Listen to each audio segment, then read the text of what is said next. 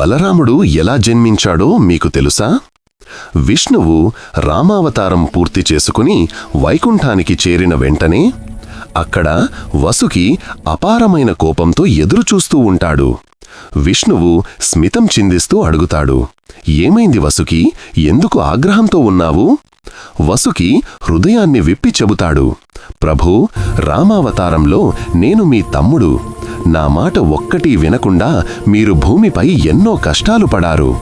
నేను కూడా మీ అన్నయ్యలా నిన్ను రక్షించాలని అనుకున్నా, కాని కాలేదు.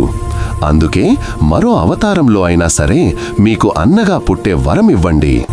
విష్ణువు చిరునవ్వుతో అలాగే కావాలి వసుకి అని అంగీకరిస్తాడు. అంతలో మథురలోని కారాగారం. దేవకీకి పుట్టిన 6 బాలురను కంసుడు క్రూరంగా చంపేస్తాడు. ఆ దుఃఖాన్ని చూసి వసుకి విష్ణువు అనుమతి లేకుండానే 7వ సంతానంగా దేవకి గర్భంలోకి ప్రవేశిస్తాడు. విష్ణువు ఆశ్చర్యంతో, వసుకి, ఇక్కడ పుడితే కంసుడు నిన్ను చంపేస్తాడు. దుర్గాదేవి, ఈ అంశాన్ని వెంటనే రోహిణీ గర్భంలోకి మార్చండి. దుర్గాదేవి దేవకి నిద్రలో ఉండగానే ఆ పవిత్ర అంశాన్ని తీసుకుని రోహిణీదేవి కడుపులో ఉంచుతుంది.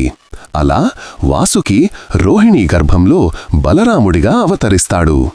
మరుసటి ఉదయం రోహిణీదేవి ఒక పవిత్ర శిశువుకు జన్మనిస్తుంది, బలరాముడు. తరువాత దేవకీకి మరో శిశువు పుడతాడు. కంసుడు అతన్ని కూడా హతమార్చేస్తాడు. కాని 8వసారి దేవకీ గర్భంలో అవతరిస్తాడు స్వయంగా శ్రీకృష్ణుడు. ఈ కథను అందిస్తున్నది మీకు ఇష్టమైన GK cartoon YouTube channel. Bell మా ఛానల్కు సభ్యత్వం పొందండి. కామెంట్స్లో జై శ్రీకృష్ణ అని తప్పక రాయండి.